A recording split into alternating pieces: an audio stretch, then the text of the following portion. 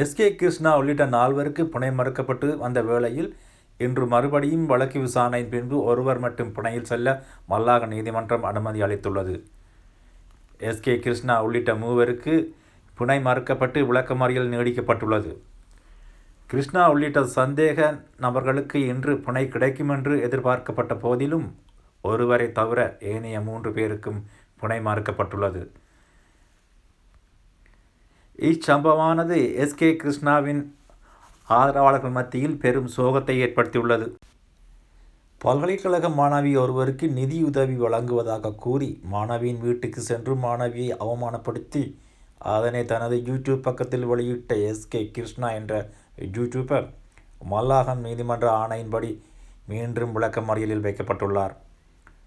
எதிர்வரும் 23ஆம் தேதி வரை இவரது விளக்கமறியல் நீடிக்கப்பட்டுள்ளது.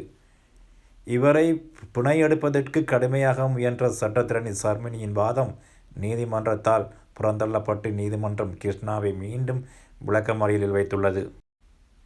எனினும் ஒருவருக்கு பிணை வழங்கப்பட்டுள்ளது. அந்த 4ஆம் நபர் யார்? அவருக்கு மட்டும் ஏன் பிணை வழங்கப்பட்டுள்ளது? மற்றவர்களுக்கு பிணை மறுக்கப்பட்டுள்ளதானது எஸ்கே ஆதரவாளர்கள் மத்தியில் பெரும் விசனம் ஏற்பட்டுள்ளதாக அறிய முடிகின்றது.